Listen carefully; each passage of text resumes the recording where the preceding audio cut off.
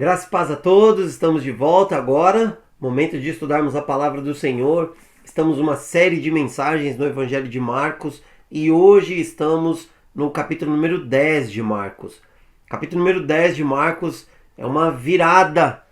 Capítulo número 10 de Marcos é o último momento de Jesus com seus discípulos antes de chegar a Jerusalém. E em Jerusalém, a partir do capítulo número 11, nós veremos aí a última semana de Jesus, a última semana do ministério de Jesus, antes da sua morte e do seu sepultamento e ressurreição. Então, se você está com a sua Bíblia aberta no Evangelho de Marcos, capítulo número 10, nós vamos ler alguns versículos, tudo bem? Então preciso que você me acompanhe aí, Evangelho de Marcos, capítulo número 10, versículos do 5 ao 9, para começar. Diz assim: Respondeu Jesus: Moisés escreveu essa lei por causa da dureza do coração de vocês. Mas no princípio da criação, Deus os fez homem e mulher. Por esta razão, o homem deixará pai e mãe e se unirá à sua mulher, e os dois se tornarão uma só carne. Assim, eles já não são dois, mas sim uma só carne. Portanto, o que Deus uniu, ninguém separe. Agora versículo 15. Digo a verdade, quem não receber o reino de Deus como uma criança, nunca entrará nele. Agora, versículos 21 e 22. Jesus olhou para ele e o amou. Falta uma coisa para você, disse ele. Vá, venda tudo que você possui e dê o dinheiro aos pobres, e você terá um tesouro no céu. Depois venha e siga-me. Diante disso, ele ficou abatido e afastou-se triste, porque tinha muitas riquezas.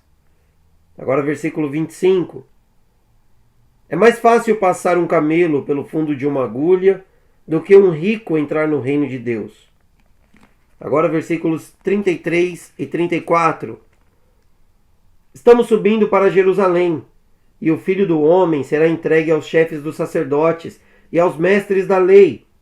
Eles o condenarão à morte e o entregarão aos gentios, que zombarão dele, cuspirão nele, o açoitarão e o matarão. 3 dias depois, ele ressuscitará. Versículos 37 e 38.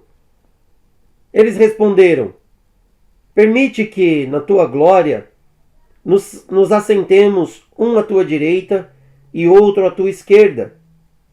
Disse-lhes Jesus: Vocês não sabem o que estão pedindo. Podem vocês beber o cálice que eu estou bebendo e ser batizados com o batismo que eu estou sendo batizado? Versículo 45. Pois nem mesmo o Filho do Homem veio para ser servido, mas para servir e dar a sua vida em resgate por muitos. E por fim, versículos 51 e 52. O que quer que eu faça? Perguntou-lhe Jesus. O cego respondeu: Mestre, eu quero ver. Vá, disse Jesus, a sua fé o curou.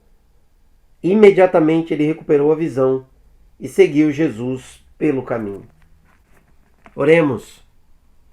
Deus precioso, nós agradecemos a Ti por esse momento tão especial, momento que vamos ouvir a Tua voz, vamos estudar a Tua palavra, seremos levados pelo Teu Santo Espírito a um encontro íntimo, pessoal com o Senhor, para entendermos qual é a Tua palavra, a Tua vontade. Debaixo da orientação do Seu Santo Espírito, nós queremos, sim, Senhor, dizer: seja bem-vindo, Deus, ao nosso coração, ao nosso lar, no meio da nossa casa, nossa família, e fale e trabalhe conosco. Um dia muito especial, Deus, como nós nos lembramos no começo do nosso culto, mas um dia muito especial porque nós temos o privilégio, a oportunidade de ouvir a sua voz. Então, Deus, fale conosco. É o nosso pedido em nome de Cristo Jesus. Amém. Amém? Amém. Graças a Deus por isso. O título que eu gostaria de dar para a nossa mensagem de hoje, para a nossa pregação, nosso tempo de hoje é As Últimas Lições de Jesus. As Últimas Lições de Jesus.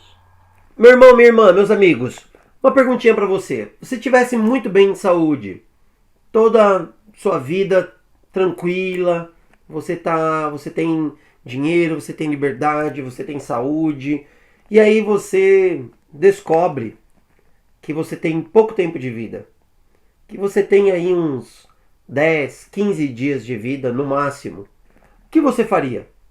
Quais seriam suas atitudes? Quais seriam os seus passos? Quem seriam as pessoas que você procuraria? Você ia gastar o seu dinheiro, ou você ia fazer uma doação? Você ia procurar as pessoas que você mais ama? O que você diria para elas? Como seria a sua caminhada das 2 últimas semanas, mais ou menos? Pois bem, Jesus está num ponto, numa jornada onde ele sabe que ele tem pouco tempo com seus discípulos. E aí Jesus sabe que ele precisa fazer uma última viagem, uma última caminhada com eles. E Jesus tem muita coisa para falar com eles. Jesus quer ensiná-los, Jesus quer trabalhar no coração deles, porque Jesus sabe, ele está indo para Jerusalém para ser morto. Jesus já havia avisado os discípulos. Jesus já tinha falado isso para eles lá em Marcos 8,31 e também Marcos 9, versículos 9 e 10. Jesus já havia os alertado do que iria acontecer com ele lá em Jerusalém. Mas os discípulos não estavam entendendo, não estavam dando muita atenção. E Jesus tinha ali uma última caminhada com os seus discípulos antes de chegar a Jerusalém. Jesus está saindo de Cesareia de Filipe, lá na região mais ao norte, e vindo para a região mais ao sul, indo para Jerusalém. E Jesus tem uma conversa com os seus discípulos, ou pelo menos o início de uma conversa com os discípulos programada, quando acontece ali pelo menos 7 situações. Nós lemos versículos aqui de cada uma delas, onde Jesus precisa ensinar as pessoas que estão ao seu redor. É interessante que dessas 7 situações que Jesus tem que ensinar, 2 ou 3, no máximo, se a gente der uma procurada um pouco mais atenciosa, a gente vai ver que tem a ver com o que Jesus tinha, digamos assim, programado, preparado para falar com seus discípulos e as multidões que seguiam Jesus e eles. Mas não é isso que acontece na maioria dessas situações. Vamos ver rapidamente as 7 situações? Isso mesmo, 7 situações. A primeira delas é Jesus ensinando sobre o divórcio. A primeira situação que Jesus tem que ensinar ali é sobre o divórcio. A segunda delas é Jesus ensinando sobre o reino de Deus. Depois a gente tem Jesus ensinando sobre as prioridades da vida, o que é realmente mais importante. Jesus ensinando sobre o perigo de amar o dinheiro, de buscar por riquezas, por bens, conquistas pessoais. Jesus ensina também sobre o seu sacrifício. Depois, o 6º ensino aí, Jesus ensina sobre serviço. E também Jesus ensina sobre ser objetivo nas suas conversas com Deus e nas respostas de Deus para conosco também. Agora veja bem, se você tem pouco tempo de vida e você tem uma conversa importante que você quer realizar com os seus amigos, com seus familiares, no caso de Jesus, com os seus discípulos, provavelmente você não teria ou não gastaria muito do seu tempo, da sua paciência com imprevistos. Mas Jesus não é assim. Jesus não é pego de surpresa e Jesus está preparado para lidar com coisas que acontecem durante a sua caminhada, que são necessidades daqueles que estão ao redor. Por exemplo, o primeiro ensino que Jesus gasta tempo aqui tem a ver sobre o divórcio, porque Jesus está sendo interrogado pelos fariseus. Olha só que interessante. Os fariseus estão provocando Jesus. Eles estão colocando Jesus à prova. Eles estão ali querendo, na verdade, complicar a vida de Jesus. Por quê? Porque como nós vimos aqui no comecinho, Jesus está saindo da região de Cesareia de Filipe. E Jesus já se encontra em outra região. Jesus já está debaixo do domínio do tetrarca Herodes Antipas. Então, quando os fariseus chegam até Jesus para colocar Jesus à prova, para fazer uma pergunta sobre o divórcio, não é algo que Jesus tinha planejado, não é algo que Jesus gostaria de falar com os seus discípulos ali, mas é algo que acontece. O capítulo 10 começa dizendo que Jesus saiu dali, da região de Cesareia de Filipe, e está indo para a região da Judéia, para o outro lado do Jordão. E aí tem uma multidão que está próxima de Jesus, e alguns fariseus se aproximam para pô-lo à prova ou para testá-lo. O que acontece aqui é o seguinte: eles usam o texto da lei de Moisés, porque Moisés tinha dado permissão para o divórcio, para a carta de divórcio. E eles usam esse texto, usam essa referência para colocar Jesus à prova. Por quê?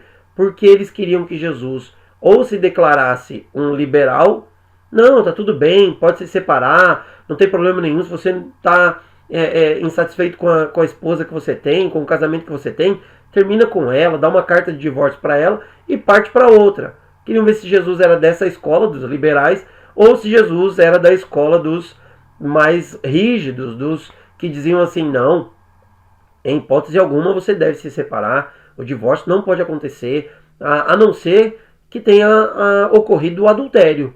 Essa era uma das possibilidades.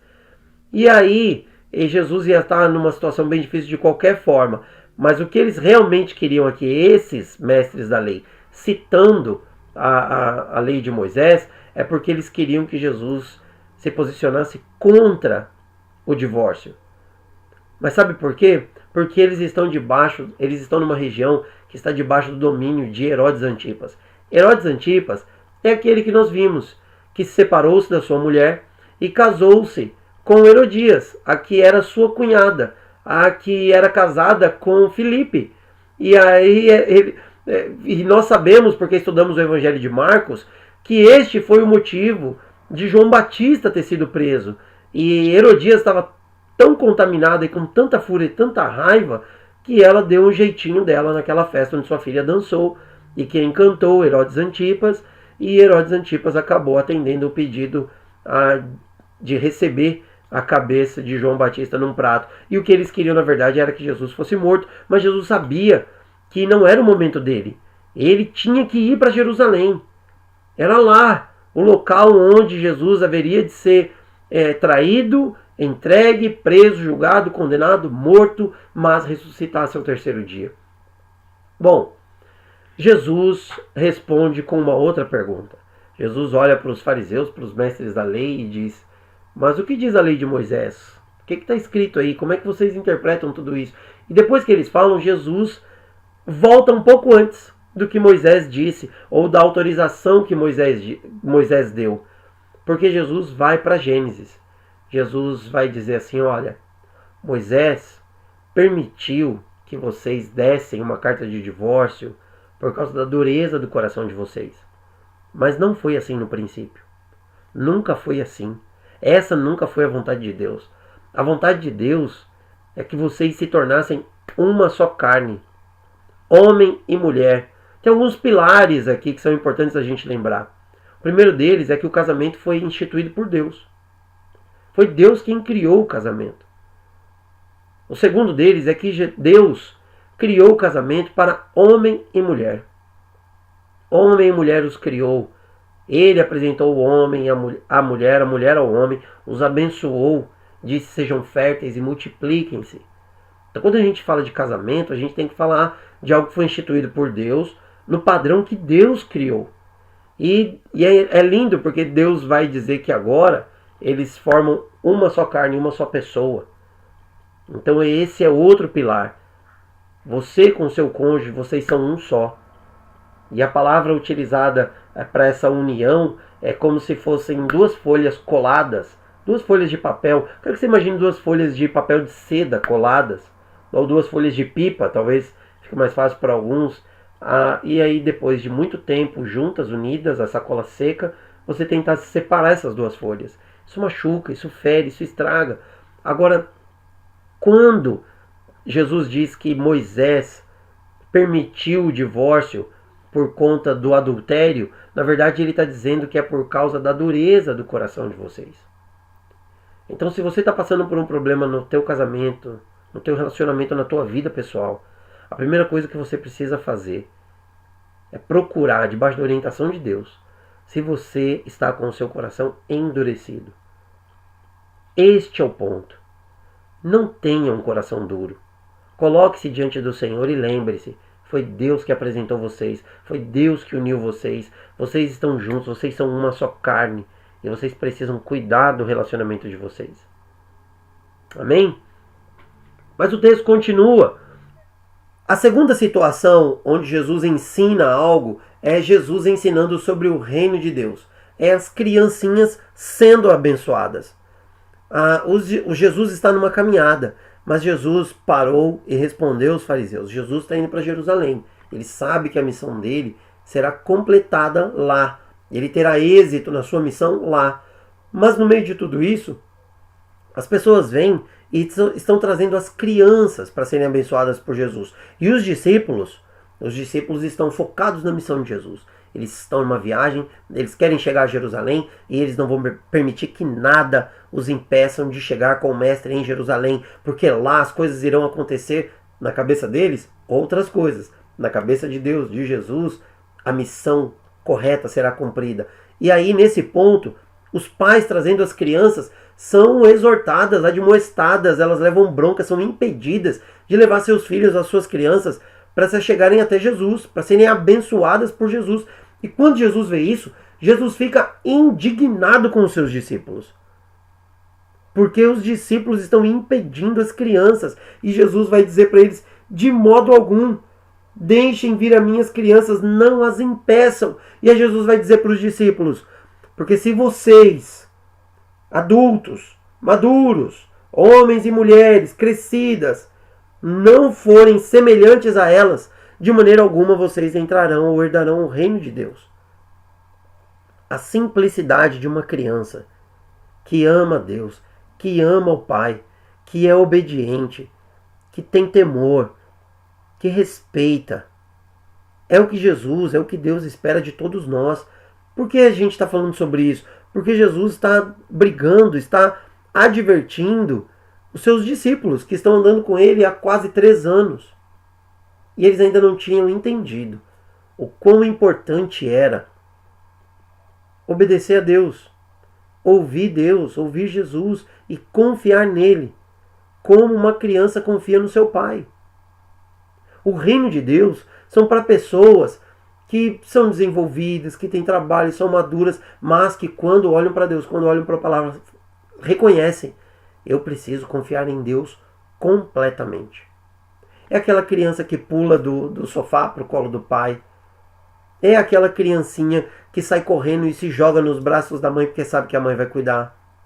É aquele filho que quando se machuca no quintal, ou quando rala o joelho porque teve uma queda, vai correndo para os braços dos pais, porque sabe que dos pais virá o cuidado. Você confia em Deus assim? Ou você está tão focado nas coisas que você tem para fazer, que você não se preocupa nem em buscar a bênção do Senhor, em ser abençoado por Deus. Então a gente precisa entender que Jesus, mesmo nessa tarefa, mesmo nessa viagem, mesmo Jesus querendo conversar com seus discípulos, ele não abandona as crianças, não deixa os pais. É importante saber que os pais estão levando as crianças para serem abençoadas. Jesus olha para tudo isso e fala, não, eu tenho uma missão, eu sei onde eu quero chegar, mas eu não vou deixar de abençoar essas crianças, eu não vou deixar de atender o pedido desses pais. Então você que é pai, você também precisa saber, se você tem filhos, você precisa levar os seus filhos para receber a bênção de Deus, para serem abençoados por Deus. É por isso que nós apresentamos, consagramos as nossas crianças. Nós ungimos elas com óleo, mas dizemos, Senhor, em nome de Jesus, abençoa a vida dessa criança. Se você não fez isso ainda, nos procure, nós queremos ajudá-lo nisso. E nessa caminhada, Jesus tem um encontro com um rapaz que nós chamamos de jovem rico. E é uma terceira situação aqui, Jesus ensinando sobre as prioridades. Esse jovem rico aparece do nada e ele vem correndo. Ele não quer pôr Jesus à prova, ele não está procurando uma bênção, uma oração por outras pessoas. Ele vem com um pedido pessoal e ele se joga aos pés de Jesus. Ele adora, ele clama a Jesus, ele está buscando por Deus. E a pergunta dele é a pergunta que todos nós queremos a resposta, né? Senhor, ô mestre, o que a gente precisa fazer? O que eu preciso fazer para herdar a vida eterna, para receber perdão, para receber salvação? E esse jovem, ele tem a resposta de Jesus. Jesus meio meio que dá uma bronca, né? Porque ele fala que só existe um que é bom e esse é Deus. Mas aí Jesus cita para ele os mandamentos: não matarás, não adulterarás, não darás falso testemunho, não enganarás ninguém e honra teu pai e tua mãe. Jesus citou todos os mandamentos que têm a ver com o relacionamento com o próximo, com outras pessoas. Jesus não citou nenhum mandamento que tenha a ver com o relacionamento com Deus. E aí esse jovem olha e fala que tem feito isso desde a infância dele, desde a adolescência dele, ele tem feito tudo isso. Todo alegre, todo feliz ele declara isso, mas aí Jesus olha para ele com amor. Jesus olha para ele com amor no olhar. E Jesus vai dizer para ele: falta uma coisa para você. Vá, venda tudo que você possui e dê o dinheiro aos pobres, e você terá um tesouro nos céus. Um tesouro no céu. Depois você vem e me segue, siga-me. E aí o versículo 22 vai dizer: diante disso, ele ficou abatido, afastou-se triste, porque tinha muitas riquezas. Deus deu, Jesus deu a oportunidade a esse jovem para que ele não fosse uma pessoa rica na terra, mas para que ele fosse uma pessoa rica no céu. Deus mostra para ele que a coisa mais importante, que a prioridade na nossa vida tem que ser Deus. E não os bens materiais. Bens materiais só vão fazer a gente ser feliz aqui na terra, mas não no céu. Presta atenção, se você tem dinheiro, muito dinheiro, ou dinheiro suficiente, você pode comprar uma cama, mas você não pode comprar um sono. Você pode comprar remédio, mas você não pode comprar a cura. Você pode comprar uma casa, mas você não pode comprar uma família. Dinheiro não é tudo. Muitas vezes a gente fala sobre dinheiro, sobre administração financeira, a gente fala sobre contribuição financeira, inclusive para o sustento da obra de Deus, das ações da nossa igreja, e talvez isso irrite você, porque você é uma pessoa muito preocupada com o dinheiro. Quero dizer algo para você: Deus não precisa do seu dinheiro. Deus não quer o seu dinheiro. Deus quer o seu coração. Deus olha para esse jovem rico e diz para ele assim: vá lá e vende tudo que você tem e distribua aos pobres. E aí você vem e me segue. Porque você vai acumular tesouros no céu. Só que as pessoas não querem tesouro no céu, as pessoas querem tesouro na terra. E por conta disso, passam a vida toda uma vida de ganância, de arrogância, de estupidez, de falsidade, de imoralidade. As pessoas fazem de tudo hoje para ter as coisas, para ter dinheiro. E se esquecem de que isso não é o mais importante. A pessoa pode viver uma vida toda rica, mas ela vai morrer pobre. Sabe por que a pessoa vai morrer pobre? Porque ninguém leva dinheiro para o caixão. Pode até colocar o dinheiro dentro do caixão, ser enterrado, mas quando abrir os olhos para a eternidade, não vai ter um centavo na mão e no bolso. Porque dinheiro não serve de nada diante do Senhor. Deus quer o seu coração. Esse jovem rico aqui é a única referência que nós temos dele. Nós não sabemos mais nada a respeito dele. Sabe por quê? Porque as pessoas que só vivem pelo dinheiro são esquecidas. Não tem reflexo nenhum para a eternidade. Você quer que sua vida reflita para a eternidade ou só para o agora? Pense bem, pense nisso. Priorize Deus. Priorize a sua vida com o Senhor. Como já disse Jesus, o que adianta um homem ganhar o mundo inteiro e perder a sua alma? O que daria um homem em troca de sua alma? O que Deus oferece para você é perdão, salvação, de graça e pela graça. E por isso ele ensina, mesmo diante de uma situação inusitada, algo que ele não tinha planejado, ele ensina aos seus discípulos sobre essa prioridade, sobre amar a Deus é mais importante.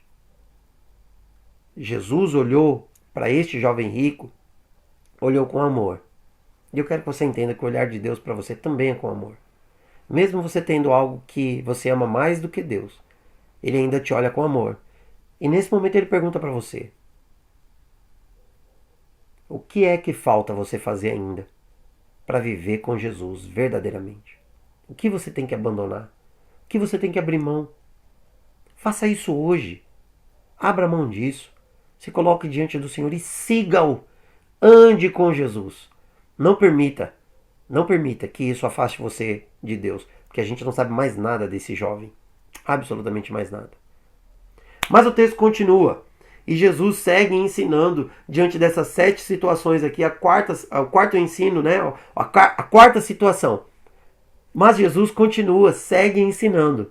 Então a quarta situação aqui, onde Jesus aproveita para ensinar, é Jesus ensinando sobre o perigo do amor ao dinheiro. Jesus vai falar para os discípulos: olha, é mais fácil passar um camelo no buraco de uma agulha do que um rico entrar no reino dos céus. E quando Jesus diz isso, Jesus está dizendo: muito cuidado se você tem ambição de ser rico. Muito cuidado. Você que conseguiu juntar, acumular, você que conseguiu administrar suas propriedades, seus bens, suas finanças de maneira tão próspera, tão positiva, que você conseguiu ser uma pessoa rica. Toma muito cuidado, tome muito cuidado. Porque a palavra de Deus nos diz que o amor ao dinheiro é a raiz de todos os males. Então você precisa entender que amar o dinheiro é um grande problema. Na verdade, é a raiz de todos os males que o mundo vive, que você está sofrendo. Alguém já disse uma vez: eu conheci um homem tão pobre, que ele só tinha dinheiro.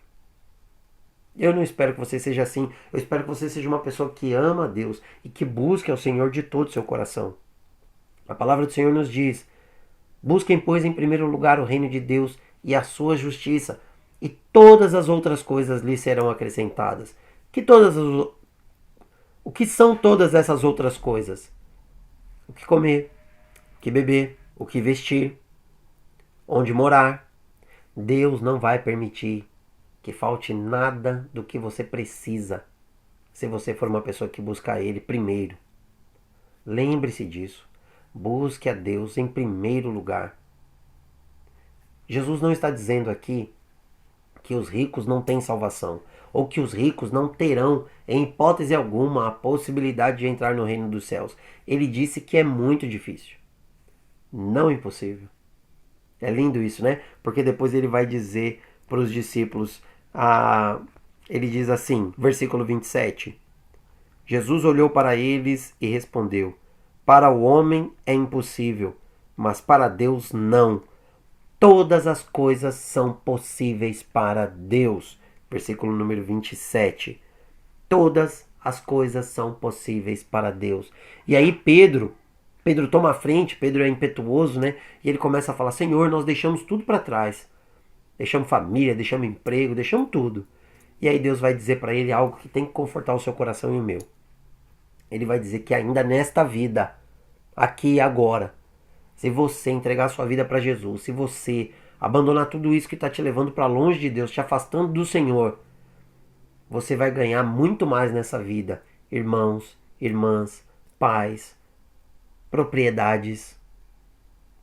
Isso aqui a gente tem que entender que são coisas literais. A Bíblia diz que nós nos tornamos parte de uma família. Então você que está ouvindo essa mensagem e tem Jesus como Senhor e Salvador no seu coração, você é meu irmão, você é minha irmã. Se você é mais próximo de mim e certamente mais experiente por causa da idade também, eu já devo ter te chamado de pai ou de mãe. Muitos de vocês são assim. Eu tenho vários pais, muitas mães espirituais. Quantos de vocês já me abrigaram? Eu me lembro desde a época que eu era um seminarista e que eu vinha nos finais de semana para fazer estágio. Meu primeiro estágio foi na igreja em Santo Eduardo, depois Diadema, depois a minha igreja do Campo Limpo, depois Vargem Grande Paulista e agora, depois pastoreei uma igreja em Vargem Grande Paulista e agora estou pastoreando novamente a igreja do Campo Limpo. Voltei e sou pastor nessa igreja e amo a minha igreja. E quantos de vocês já me receberam na casa de vocês? Então eu tenho muitas casas, não tenho nada no meu nome, mas eu sei que sou bem recebido, bem cuidado na casa de todos vocês. E isso é um presente de Deus, é cumprimento dessa promessa de Jesus aqui aos discípulos. Então não se venda ou não se perca nessa caminhada, porque você tem alvos, você tem objetivos, mas não se esqueça das coisas que estão acontecendo ao seu redor, porque elas podem te levar para um mau caminho, mas elas também podem te dar a oportunidade de testemunhar do poder, da ação, do amor de Deus, de Jesus, do Espírito Santo, através da sua vida, para que outras pessoas sejam abençoadas ao seu redor. E o texto continua, e Jesus tem uma outra situação onde ele aproveita para ensinar os discípulos. Jesus, quinto ensino aí, Jesus ensina sobre o seu sacrifício. Ele fala da necessidade dele ser morto. Versículos 33 e 34, Jesus fala: estamos subindo, estamos indo para Jerusalém, e o Filho do Homem será entregue aos chefes dos sacerdotes, aos mestres da lei. Eles o condenarão à morte e o entregarão aos gentios, que zombarão dele, cuspirão nele, o açoitarão e o matarão. Mas 3 dias depois, ele ressuscitará. Gente, como eu disse, Jesus já havia falado lá no Evangelho de Marcos, capítulo 8, versículo 31, e no Evangelho de Marcos, capítulo 9, versículos 9 e 10, que ele iria para Jerusalém para ser morto. E é incrível, porque os discípulos não conseguem entender o que Jesus está falando, da necessidade de Jesus sofrer como Cordeiro de Deus, ser sacrificado para que houvesse perdão de pecados. E, gente, quando a gente estudou o texto da transfiguração, Marcos capítulo número 9, o Luciano trouxe essa palavra para nós, a gente olhando os textos paralelos, a gente precisa perceber algo muito importante. Jesus sempre deixou claro que ele veio para morrer no nosso lugar. E Jesus tentou falar isso com os seus discípulos. Mas a primeira tentativa de Jesus, conforme o Evangelho de Marcos, foi uma tentativa muito frustrada, uma coisa muito triste, muito dura. Porque Pedro chamou Jesus de canto e repreendeu. Repreendeu Jesus. Jesus teve que dar uma palavra duríssima para Pedro. E quando nós estudamos os textos paralelos da transfiguração de Jesus, com Pedro, Tiago e João, testemunhando, vendo tudo aquilo acontecer, a gente vê que Jesus tem uma conversa com Elias e com Moisés. Um representante dos profetas, o maior dos profetas Elias, e o representante da lei Moisés, junto com Jesus. Só que quando a gente estuda a palavra de Deus, a gente vê que Moisés morreu, mas que Elias não, Elias foi arrebatado. E quando a gente estuda os textos paralelos que tem a ver com a transfiguração, principalmente o Evangelho de Mateus, e a gente vê a conversa que Jesus teve com Moisés e com Elias, a gente vai ver que essa conversa de Jesus com Moisés e Elias teve a ver justamente com essa ida para Jerusalém. Jesus tentou falar com os discípulos sobre a sua morte e ressurreição e não conseguiu. Para Jesus falar sobre sua morte e ressurreição, Jesus teve que ter um encontro celestial para poder conversar sobre esse tempo que ele iria passar e sobre tudo aquilo que ele iria sofrer em Jerusalém. Porque os discípulos não conseguiram entender. E muitas vezes você e eu não conseguimos entender o que Jesus está falando conosco. Jesus se esforça para trazer uma palavra, uma verdade para o meu coração, para o teu coração, mas a gente se fecha, porque a gente tem um coração endurecido. E olha que coisa linda, porque quando Jesus tem um encontro com Moisés e Elias, é aqui um modelo, um exemplo do que vai acontecer na segunda vinda de Jesus nos céus, nas alturas. Por quê? Porque os mortos ressuscitarão e os vivos, a igreja, será arrebatada aos céus nas nuvens. Nós veremos Cristo glorificado, teremos um encontro com o Senhor nas nuvens, como Pedro, Tiago e João viram Jesus ter esse encontro com Elias e com Moisés no Monte da Transfiguração. Cristo glorificado. É um exemplo para nós do que irá acontecer. Creia, vai acontecer. Jesus voltará. Os que morreram ressuscitarão. E os que estiverem vivos serão arrebatados. O nosso Deus está vivo. Ele voltará. Creia nisso. Coloque sua vida debaixo da autoridade, do amor, da graça de Deus. E se aproveite. Jesus sempre quis falar sobre isso. Jesus sempre fala sobre isso. Nós que pregamos o Evangelho às pessoas. Você que é cristão, cristã. Você tem que falar da morte de Jesus. Porque foi na cruz que ele resolveu o nosso problema, o problema da humanidade, o pecado, aquilo que nos separava de Deus. O preço que tinha que ser pago para que houvesse novamente essa união. Jesus pagou. Jesus morreu, foi sepultado, mas ressuscitou ao terceiro dia. Vivo está o nosso Senhor. Amém? E Jesus sempre quis falar sobre isso com os discípulos, mas os discípulos não conseguem entender. Tanto que a próxima situação, que era uma situação que Jesus não queria conversar, é uma situação que vem de Tiago e de João. Vem de Tiago e de João, porque eles vêm até Jesus e eles pedem para Jesus que eles querem, quando Jesus chegar em Jerusalém, lembra? Eles estão olhando lá em Jerusalém, eles estão olhando lá para Jerusalém, e eles falam: Senhor, quando o Senhor constituir o teu reino, quando estiver assentado no teu trono, o Senhor pode permitir que um se sente à tua, nós dois aqui, um se sente à tua direita e o outro à tua esquerda? E a resposta de Jesus para eles é fantástica, né?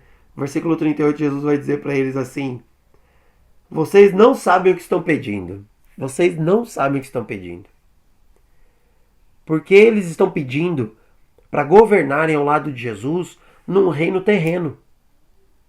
E Jesus vai dizer para eles que, olha, o cálice que eu estou indo tomar, o batismo que eu estou indo receber, vocês não podem suportar. E eles vão dizer assim: não, nós podemos, nós queremos sim. E aí Jesus fala: tá bom, é verdade, vocês vão passar por isso. Porque Jesus está falando da morte deles por amor a Cristo, ao Evangelho, que eles teriam que viver na pele, na carne. Eles iriam derramar o seu sangue, perder a sua vida por amor a Cristo e ao Evangelho. Tanto que Tiago, esse Tiago aqui, é o primeiro apóstolo a morrer. Pela espada, inclusive. Está lá no livro de Atos. Por amor a Jesus, ao Evangelho. E João, este João aqui, é o último dos apóstolos a perder a vida por amor a Cristo. Muito provável ir exilado na prisão em Patmos, na ilha de Patmos. Então olha só, esses dois aqui, que queriam reinar, que queriam governar num reino, num governo humano, achando que Jesus estava indo para Jerusalém para tomar o poder, Jesus diz para eles assim: vocês vão pagar o preço. Um é o primeiro, o outro o último. No meio, todos eles, todos os outros apóstolos. E olha só que interessante, Jesus vai dizer para eles que eles precisam tomar muito cuidado, porque o governo, o domínio que eles querem exercer, não é o governo, não é o domínio que Jesus veio propor, veio estabelecer. Inclusive, Evangelho de Marcos, capítulo número 10, tem para nós o versículo central de todo o Evangelho. Marcos 10, 45, Jesus diz assim: pois nem mesmo o Filho do Homem veio para ser servido, mas para servir e dar a sua vida em resgate de muitos, por muitos. Foi para isso que Jesus veio. Ele não veio para ser servido, mas veio para servir. O que tem a ver com esse nosso sexto ensino é que Jesus ensina sobre serviço. Quem você acha que você é? Governante? Autoridade? Dono? Patrão? Líder? Você tem que riscar essas palavras. E você tem que adotar uma palavra para a tua vida: servo. Ou como diz o texto original, escravo. Jesus se fez escravo, servo por todos nós. E ele deu a sua vida. Ele serviu a todos nós até a morte. Porque nós não podemos servir uns aos outros? Se nós não adotarmos a postura de servos, nós não entendemos o que Cristo fez por nós e o que Cristo nos chamou a ser. Servos. Servos uns dos outros. É esta caminhada toda de Jesus com seus discípulos. Jesus tinha muita coisa para ensinar. Jesus tinha muita coisa para fazer. Mas os próprios apóstolos vieram com uma pauta, ou com pautas que não tinham a ver com o que Jesus queria ensinar. Mas ainda assim, Jesus aproveitou essas oportunidades e ensinou. Mas tem uma sétima e última situação aqui onde Jesus aproveita para ensinar, que é Jesus ensinando sobre ser objetivo. A passagem do não mais cego Bartimeu, ou do filho de Timeu. A gente ainda chama ele de cego Bartimeu até agora, né? Sabendo que ele já foi curado. Um texto muito conhecido.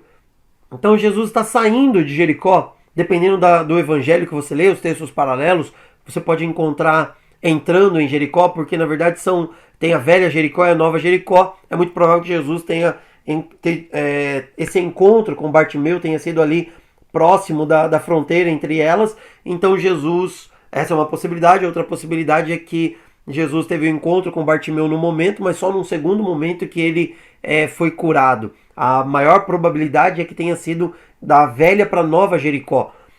E aí esse cego está gritando, clamando por socorro, clamando por cura, clamando por um milagre. E olha só, esses discípulos, as multidões que estão ali ao redor de Jesus, que estavam impedindo que as crianças fossem abençoadas, tentaram impedir isso. Os discípulos que estavam ali colocando coisas humanas, carnais, eles queriam governar, eles queriam dominar, são os mesmos ali, essa galera toda essa multidão que vai olhar para Bartimeu e vai dizer para Bartimeu calar a boca, para Bartimeu ficar quieto. Só que isso impulsiona Bartimeu, porque Bartimeu sabe quem está passando ali é Jesus, Rei dos Reis, Senhor dos Senhores, o Messias, o ungido, o Cristo de Deus, o homem que tem feito muitos milagres. E Bartimeu grita ainda mais alto: Jesus, filho de Davi, tem misericórdia de mim. E Jesus para tudo e manda chamá-lo. E as mesmas pessoas que estavam mandando ele calar a boca falam assim: bom ânimo, levante-se, olha lá, ele está te chamando. E ele vai até Jesus. E aí Jesus ensina sobre ser objetivo. Jesus olha para Bartimeu e diz assim: o que você quer que eu te faça? Consegue ouvir essa pergunta de Jesus para você agora? O que você quer que eu te faça? Qual a sua resposta para Jesus? Nossa resposta para Jesus também precisa ser objetiva, também precisa ser direta. Bartimeu olhou para Jesus e disse: eu quero ver. Eu quero ver. O que você quer de Jesus? Diga para ele. Não faça rodeio, não seja grosseiro, óbvio, não seja mal educado, mas diga para o Senhor o que você quer. Ele está perguntando para você o que você quer que eu te faça. O que você vai responder para ele? Não diga suas motivações, onde você quer chegar, o porquê de tudo isso. Ele sabe, ele conhece. Ele só quer que você diga para ele. Seja objetivo, diga para o Senhor o que você quer e você ouvirá a resposta de Jesus. Você ouvirá a resposta de Deus. Ele vai ser objetivo nisso também. Bartimeu foi abençoado. Jesus olha para Bartimeu e diz assim: vá, disse Jesus, a sua fé o curou. E imediatamente ele recuperou a visão e fez o quê? Começou a seguir Jesus. Porque quando nós vamos até Jesus, conversamos com ele e somos abençoados, a gente não pode virar as costas para Jesus e tocar a nossa vida como se nada tivesse acontecido. Porque senão, a gente está fazendo a mesma coisa que o jovem rico. Só que sem receber de Jesus o que nós gostaríamos. A gente está virando as costas e indo embora, viver a nossa vida. Este homem, Bartimeu, foi discípulo de Jesus, andou como discípulo de Jesus pelo caminho. Seguiu a Cristo. A última viagem de Jesus, ele estava junto. Ele participou. Ele chegou até Jerusalém. Ele viu o que aconteceu com Jesus. Mas e você? A gente tem aqui as crianças que foram abençoadas. Nós temos aqui Bartimeu que foi curado e Jesus que conseguiu falar, ensinar, mesmo nessa caminhada. Mas a gente também tem os fariseus que não ficaram felizes com a resposta de Jesus sobre divórcio e casamento. Os discípulos que queriam impedir as crianças ficaram chateados, levaram mais uma bronca. O jovem rico ficou muito triste, frustrado, foi embora cabisbaixo, porque não herdou o reino dos céus. Ele preferiu acumular tesouros, riquezas na terra. E os discípulos são alertados sobre a morte de Jesus. E também tem Tiago e João, que são repreendidos porque não vão governar na terra e ainda descobrem que vão pagar um preço muito caro por amar Jesus e pelo Evangelho. Mas como é que está o seu coração hoje? Vamos voltar lá para o começo? Nós não queremos aqui usar a palavra de Deus, em hipótese alguma, para dar liberdade para você, ou eu mesmo, fazermos coisas que são contrárias à palavra de Deus, porque temos o coração endurecido. Quero voltar nesse ponto. Quero pedir para você, amoleça o teu coração e peça para o Senhor começar a trabalhar na tua vida. Porque Deus, Jesus, pode estar dando para você, para nós hoje aqui, as últimas lições dele. Talvez seja a última oportunidade que você tenha de dar uma reviravolta na sua vida, de transformar a sua situação. Porque agora você vai colocar o teu coração nas mãos de Deus e dizer: Senhor, em nome de Jesus, eu não quero ficar frustrado, eu não quero ficar triste, eu não quero desobedecer ao Senhor, eu não quero pensar nas coisas deste mundo, eu quero pensar nas coisas do reino de Deus. E pode ter certeza, Deus vai respondê-lo. Deus irá respondê-la. E juntos nós vamos caminhar com Jesus pelo caminho, até a nossa missão. Até que Deus complete a boa obra que Ele começou em nós. Até o dia da vinda de Cristo Jesus, onde nós nos encontraremos com Ele, glorificado, em nome de Jesus. Amém? Vamos orar? Deus, em nome de Jesus, agradecemos ao Senhor pela Tua palavra. Agradecemos ao Senhor por esse momento. E pedimos ao Senhor que o Senhor nos dê um novo coração.